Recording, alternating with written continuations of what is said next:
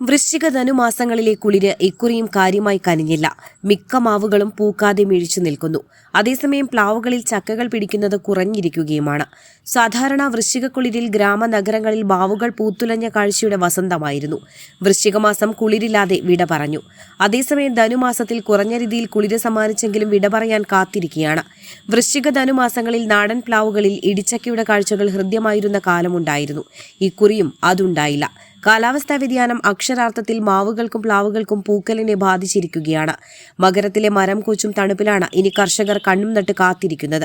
അതേസമയം വിദേശ രാജ്യങ്ങളിൽ നിന്നുള്ള ഗ്രാഫ്റ്റഡ് അടക്കമുള്ള നൂതന മാർഗങ്ങളിലൂടെ ഉൽപ്പാദിപ്പിച്ച പ്ലാവിൻ തൈകൾ തഴച്ചു വളർന്ന് വ്യാപകമായി ചക്കകൾ പിടിച്ചിട്ടുമുണ്ട്. ഇതിൽപ്പെട്ട വിയറ്റ്നാം ഹെർലി വിഭാഗത്തിൽപ്പെട്ട റെഡ് പിങ്ക് ചക്കകൾ കേരളത്തിൽ തരംഗങ്ങളായി മാറിക്കഴിഞ്ഞിരിക്കുകയാണ്.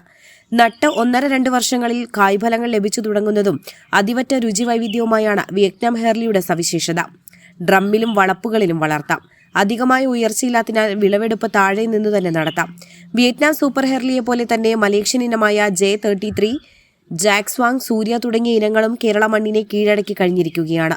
അതേസമയം വർഷം തോറും ചക്കയുണ്ടാകുന്ന പ്ലാവ് മരങ്ങളും കർഷകർക്ക് പ്രത്യാശയാണ്. മൂപ്പെത്താത്ത ഇടിച്ചക്കയും വിപണിയിൽ ആവശ്യക്കാരുള്ളതിനാൽ ഇത്തരം പ്ലാവുകളുടെ ചക്കകൾക്ക് ഡിമാൻഡും വർദ്ധിച്ചു കഴിഞ്ഞു. വിയറ്റ്നാം, തായ്ലൻഡ്, മലേഷ്യ എന്നിവിടങ്ങളിൽ പ്ലാവുകൾ വ്യാവസായികമായി ധാരാളം കൃഷിയുണ്ട്. ഇപ്രകാരം കേരളത്തിലും പുതിയ ഇനങ്ങളുടെ കടന്നുവരവ് വ്യാവസായികമായ കൃഷിയുടെ വഴിയൊരുക്കലായി. കാലാവസ്ഥാ മാറ്റം സാരമായി ബാധിക്കുന്നില്ല എന്നതാണ് വിലയിരുത്തുന്നത്. ഇടിച്ചക പോലും വിപണി കീഴടക്കി കഴിഞ്ഞു. ഏഷ്യയാണ് ചക്കയുടെ ജന്മനാടായി പറയപ്പെടുന്നത്. പക്ഷേ ഒരു കാലത്ത് വീട്ടുവളപ്പുകളിൽ പ്ലാവുകളുടെ കൂട്ടങ്ങൾ കാഴ്ചയുടെ പുളകമായിരുന്നു. പിന്നീട് ചക്കകൾ ആർക്കും വേണ്ടാതെ കൊഴിഞ്ഞു പോകുന്ന കാലവും കടന്നുപോയി. ഇന്ന് വീണ്ടും ചക്കകൾക്ക് ഉണർവിന്റെ വഴികൾ തുറന്നിട്ടിരിക്കുകയാണ്. ചക്കകൾ കൊണ്ടുള്ള മൂല്യവർദ്ധിത ഉൽപ്പന്ന നിർമ്മാണ യൂണിറ്റുകൾ സജീവമായതോടെ മാനങ്ങൾ തേടുകയായി. വ്യാവസായികമായ പ്ലാവിൻ തോട്ടങ്ങൾ നട്ടുപിടിപ്പിക്കാനുള്ള തന്ത്രങ്ങളുമായി കർഷകർ മുന്നോട്ട് വന്നിരിക്കുകയാണ്.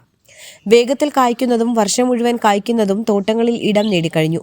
ചക്കപ്പുഴുക്ക്, ചക്കത്തോരൻ, ഇടിച്ചക്കത്തോരൻ, ചിപ്സ്, ചക്ക ഐസ്ക്രീം, ചക്ക ഹലുവ, പായസം എന്നിവയെല്ലാം വിപണിയിൽ സുലഭമായി കഴിഞ്ഞു. ഇക്കാരണത്താൽ കലാലയങ്ങളുടെ വളപ്പുകളിലും മുറ്റങ്ങളിലും താഴ്വാരങ്ങളിൽ പോലും വിയറ്റ്നാം സൂപ്പർ ഹെർലി പോലെയുള്ള പ്ലാവിൻ തൈകൾ തണലിനും വിപണി തേടിയും വീട്ടകങ്ങളിലെ ഇടിച്ചക്ക വിഭവങ്ങൾക്കുമായി നട്ടുപിടിപ്പിക്കൽ വ്യാപകമായി കഴിഞ്ഞു. Enlight news, Mukkam.